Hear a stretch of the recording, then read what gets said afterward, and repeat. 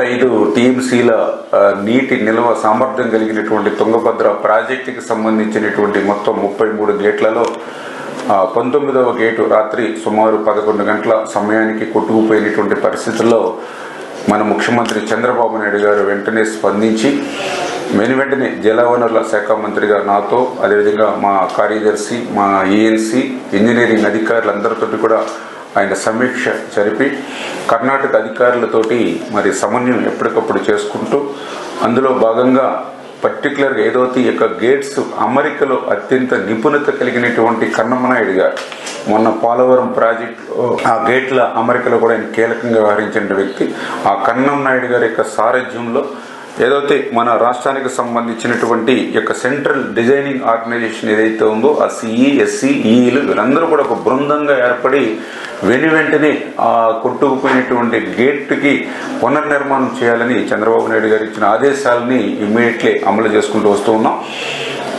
ఏదైతే ఈ యొక్క తుంగభద్ర ప్రాజెక్టు పురాతన ప్రాజెక్టు కావడం వల్ల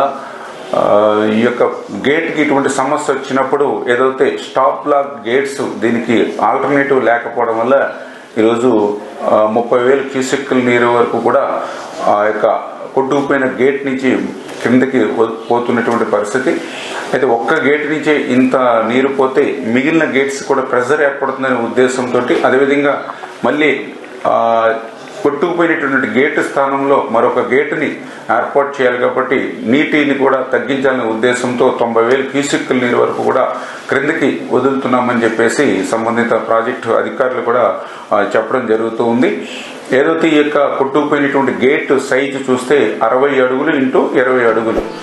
అయితే అంత గేట్ని మనం ఇమీడియట్లీ స్టాప్ లాక్ గేట్గా మనం తయారు చేసి పెట్టలేము కాబట్టి దాన్ని ఇప్పుడు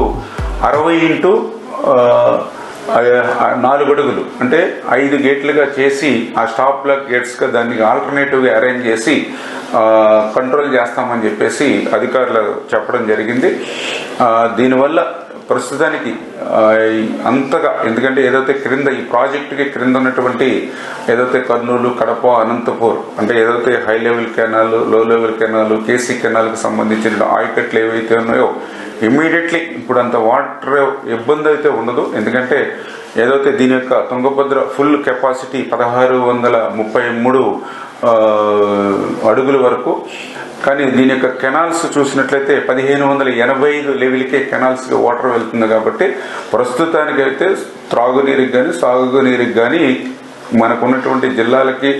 సమస్య లేకపోయినప్పటికీ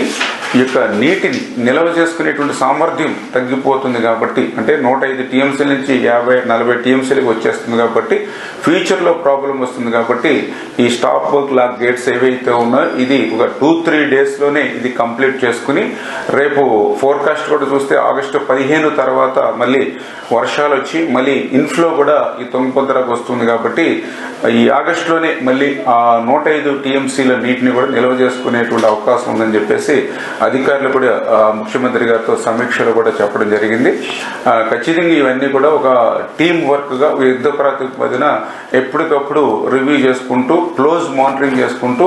వెళ్తామని చెప్పి తెలియజేసుకుంటూ, ఎందుకైనా ముందు జాగ్రత్త చర్యలుగా అక్కడ కర్నూలు కలెక్టర్ గారితో, అదేవిధంగా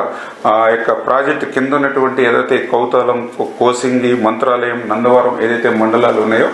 వారి ప్రజలందరినీ కూడా అప్రమత్తంగా ఉండడం, అదేవిధంగా ఏదైతే ఈ క్రింద శ్రీశైలం,